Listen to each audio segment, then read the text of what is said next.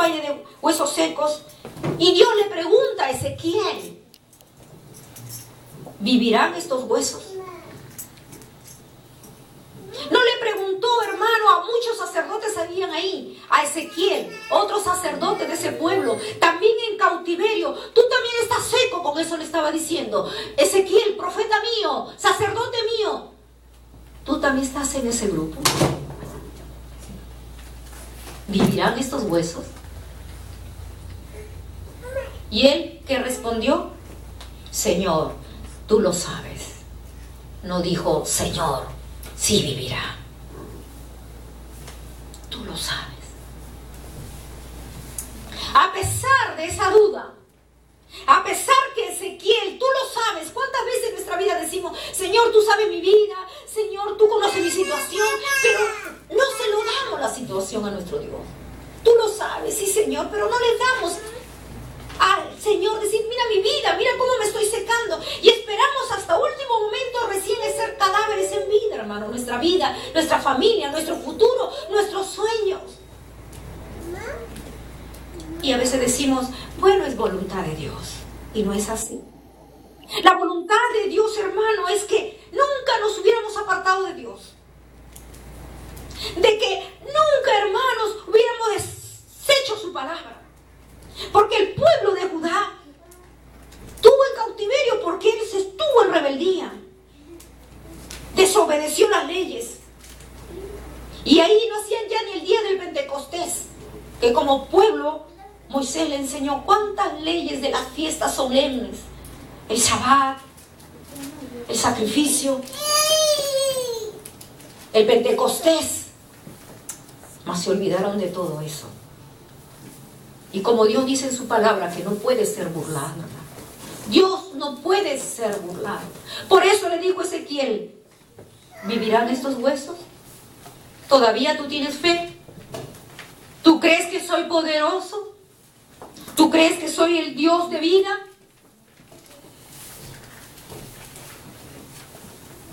Y él dijo, tú lo sabes.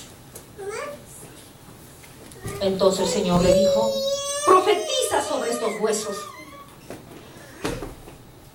Y ahí donde Él se levanta, hermano, a veces queremos que Dios lo haga todo en nuestra vida. Dios conoce mi situación, pues Dios tiene que hacerlo. No, hermano. Dios nos dio el poder. Nos dio el poder de vida, hermano. Para que nosotros, donde no hay vida, hermano, demos vida. Escuchaba el testimonio acá del hermano Robimel, de que decía que un compañero de trabajo, muy grandón, como dicen, pero no tenía vida, no tenía ilusión, no tenía esperanza. Y cuando la persona, hermano, pierde la esperanza, nos volvemos monótonos en nuestra vida. Estamos en Japón, trabajas hoy día, tienes una amiga, tienes un amigo, das la comida a tu cuerpo o a tu familia, pero simplemente vives un muerto en vida. Y Dios no quiere que nosotros seamos muertos en vida. Dios quiere que disfrutemos la vida, nos gocemos con la vida, nos gocemos que Él nos da. Y el único que nos puede dar gozo y esperanza es a través de Él. No es el dinero, no es lo que tengas o lo poco o lo mucho que tengas. Es tener, como escuchábamos en la clase en la mañana, en el atardecer, es tener al Dios de las luces. Si no tenemos el Dios de las luces, hermano, ¿quién nos va a alumbrar nuestra vida? Si no tenemos luz acá, yo me choco aquí, ustedes se chocan con la mesa. Y así chocamos nuestra vida, hermano. Es donde de repente por ahí nos vimos en un abismo y nos caímos. Y estamos muertos. El Señor dice también el significado de la visión. Los huesos representan la casa de Israel, es decir, su pueblo. Como ahora la iglesia. Se había vuelto una nación muerta, de huesos secos debido a su desobediencia. Habían perdido sus hogares, habían perdido su seguridad, habían perdido su libertad.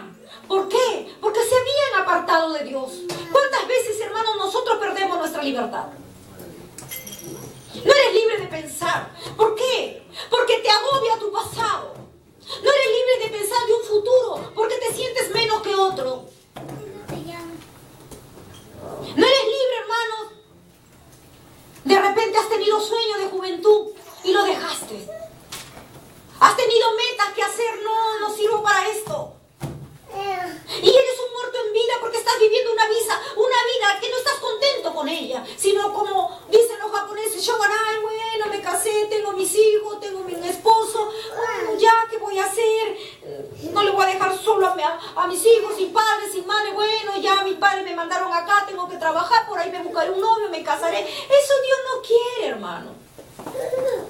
Dios quiere que vivamos con esperanza, que vivamos con gozo. La vida que Él nos dio. No la vida de tu vecino, no la vida de tus padres, no la vida de tu amigo, no la vida de tus hermanos, la vida personal que Dios te dio. El versículo del 14 que dice, tercero, el Espíritu que da vida. El Espíritu que da vida. Y pondré mi Espíritu en vosotros y viviréis. Cuando el Espíritu Santo de Dios viene sobre nosotros, causa vida y trae bendición física y espiritual. ¿Por qué, hermano? La ciencia lo colabora. Cuando una persona, hermanos, está viviendo de un estrés, es un muerto en vida porque vive, porque respira, porque ni siquiera agradece la vida que tiene, ni siquiera agradece, gracias por el esposo, la esposa, mis hijos, gracias por mi familia, ni agradece, son muertos en vida, solamente son unos robots, porque perdieron esperanza, porque tuvieron una vida, porque la sociedad te inculca una vida, y te va formando un carácter que Dios no te dio para ti, va formándote algo que no lo eres. Escuchaba el testimonio de este joven que quería demostrar algo que no lo era. Quería demostrar una dureza, pero en su interior no era así. ¿Por qué? Porque a veces nos tapamos de dureza para no demostrar lo que Dios nos hizo interiormente, hermano. Yo decía, Señor, el mensaje dalo tú. Nunca, este folleto es repartido casi el sábado. Les doy el privilegio a cada uno. Señor, las canciones, todo lo que se haga tiene que estar en relación al mensaje, Padre, porque así se estipula. El Señor lo ha planificado. Y los hermanos escogen sus canciones en libertad, en la dinámica en libertad. Y si ustedes se dan cuenta, está hablando de la creación. Dice Dios que nos creó lindos, nos creó bellos en nuestro interior. Porque si nuestro interior, hermano, no está reflejando la belleza de Dios en nuestra vida, tu vida tampoco va a tener belleza. Si no, no habría drogadictos. Si no, no habría licor. Si no, no habría la prostitución. Si no, no habría, ay, voy a sacar unas canitas al aire, voy a tener por ahí una amiguita, un amiguito, tratando de llenar el vacío que solo Dios te lo puede dar. Y así estaba el pueblo de Judá. El único autor de la vida es nuestro Dios, hermano. El único autor de tu futuro es Dios. No son tus padres, no es tu profesión. No es lo que tú hayas pensado, sino lo que el Señor planificó de ti antes de la creación del mundo, dice el Señor.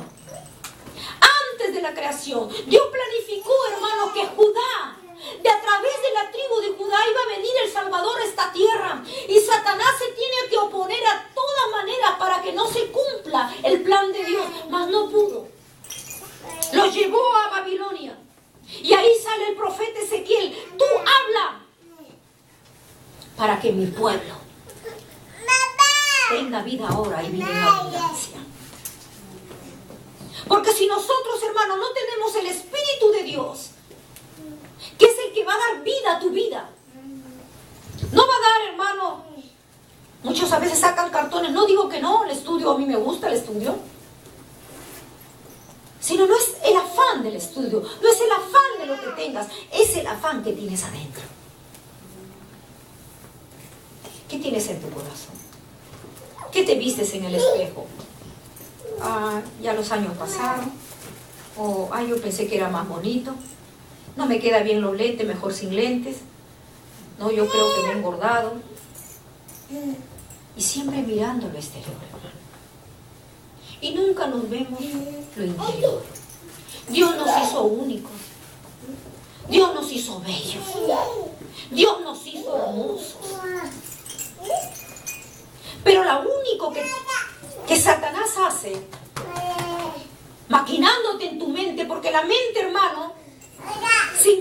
muerta.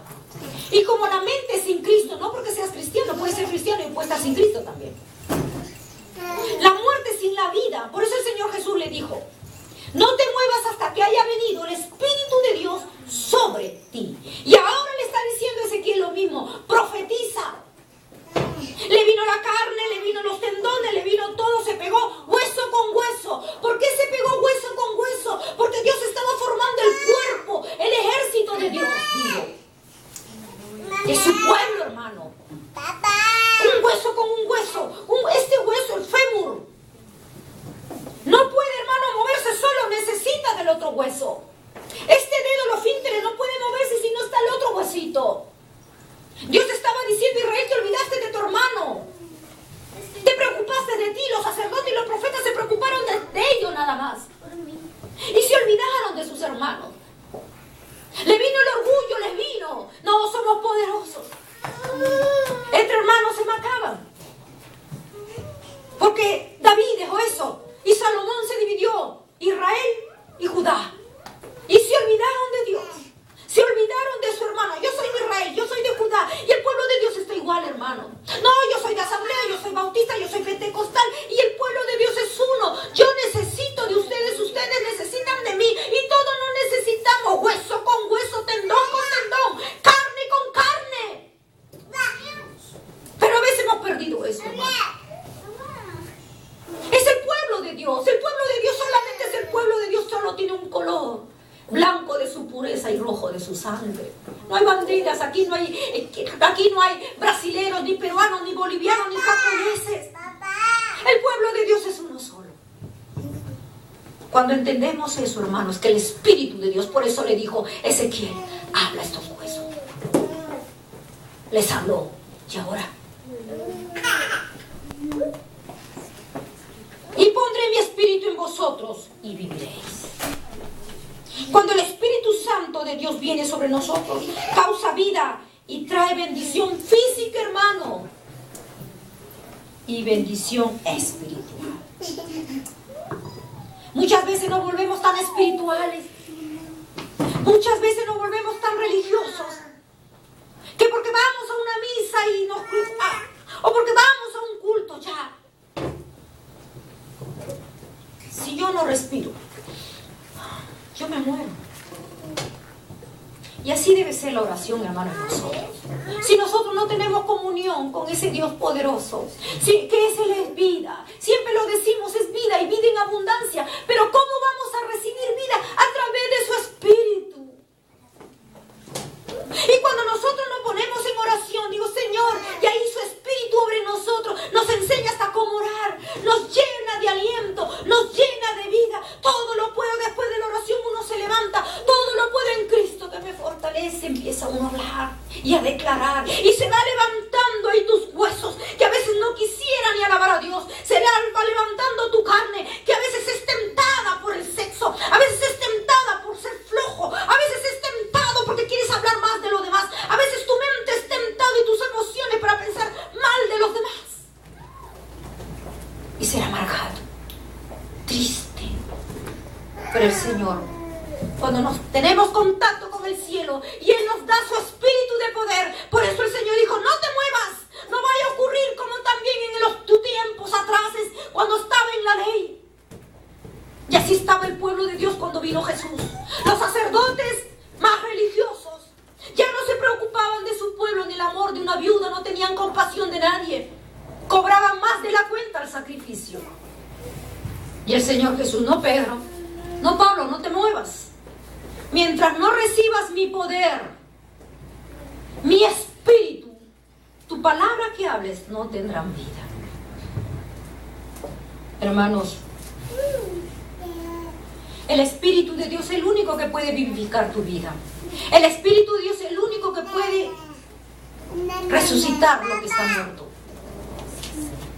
Muchas veces, hermano, la gente a veces se quiere tapar y dice: yo vivo bien, yo estoy bien. Pero en su interior, hermano, la iglesia de Dios, ¿cómo está ahora? ¿Cómo está ahora? ¿Cómo estamos nosotros, hermano? Pero sin el Espíritu de Dios, hermano, sin esa oración, que hemos comprendido, hermano, de que la oración es una conversación con Dios. La religión lo puso un rezar.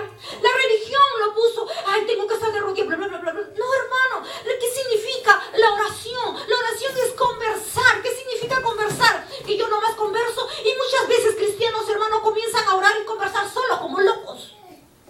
Pero Dios no habla con ellos. Y conversar es que yo converso con una persona, la persona conversa, estamos dialogando. Pero a veces el cristiano no dialoga, habla solo. Dios me habló, Dios me dijo. O estamos, gloria a Dios, sí, Señor, que mira esto, que lo otro, que por aquí, que por allá. Pero conversas con Dios. Dios te habla. Tenemos que comprender, hermano, que la conversación con Dios es que Dios tiene que hablarnos. Una conversación siempre hay un resultado en la vida natural. Uno dice con un amigo, me fui a conversar con mi amigo y me contó sus problemas, me contó sus inquietudes. Porque hubo un resultado. Cuando tú te pones a orar hay resultado. Tiene que haber un resultado. Porque para eso es la conversación, el diálogo. Entonces el diálogo te dice, Señor, y te dice a tu alma, y te dice a tu espíritu, si lo puedes hacer. Es que yo no me siento digno para hablar a mi amigo, a mi amiga. Si lo puedes hacer. Porque es el espíritu, como escuchamos en la canción. Y decía el hermano Eliú, estamos cantando, de repente no entendemos el idioma, pero estamos hablando al alma, al espíritu. Porque tu carne se va a quedar, ¿qué te importa tu carne si no entiende? Eso también el Señor me dijo, Señor Padre, me hizo sentir abrir una iglesia aquí en Japón. No sé el idioma, Padre, no sé cómo lo voy a hacer, pero me has llamado y obediente yo voy. No lo sé, Señor. Tú vas a salvar cuerpos o almas. Almas, Señor. Y Señor, perdóname, Padre. Y ayúdame, Señor, le dije, Señor. Eso es lo que tenemos que hacer, hermano. El pueblo de Dios es un ejército. Es el espíritu. David, un pequeñito joven, 15, 16 años. El pueblo de Israel, con un rey, estaban bien organizados, buenos soldados, pero ahí no era ellos, era su espíritu muerto. Temblaban de miedo. El gigante les hablaba y les amenazaba. Como ellos perdieron, desobedecieron, se volvieron rebeldes, especialmente su rey. Y si la cabeza está así, todo el cuerpo está así. Su rey y el pueblo habían caído contra la desobediencia a Dios. Habían caído en el poco amor al prójimo. No se amaban. Ay, David, ¿quién será David? Su propio hermano. Ni siquiera lo reconocían. Esos son ellos son todos los hermanos se quedaron calladitos cuando vino Samuel. Fue Samuel que dijo, no, hay uno más. Porque a Dios no le podemos engañar. Aleluya. Hay uno más. Dios no ve tus títulos, hermano. Dios no ve lo bonito que eras o que si sabes 50 idiomas. Dios ve tu disposición. Y David entró. ¿Quién es el que osa contra mi Dios? A Jehová de los ejércitos. Los huesos secos. Quiero formar un ejército, dijo el Señor. David ya había fallecido, hermano. ¿A quién le estaba hablando? Y pondré mi espíritu, y ellos tendrán vida, y haré un gran ejército. Ya estaba profetizando que iba a venir Jesucristo. Y que el espíritu de él, con su santo espíritu, iba a levantar ese pueblo, iba a levantar otro pueblo, hermano, que la iglesia. Y la iglesia tiene ese poder, hermano. Pero ahora que ha perdido ese poder la iglesia, no solo en Japón, en Perú y en todo el mundo. ¿Qué pasa? ¿Están muertos? Pueden tener. Saúl tenía un ejército tremendo. Pueden tener lleno la iglesia. Un ejército tremendo. Buenos soldados. Pero ¿quién venció al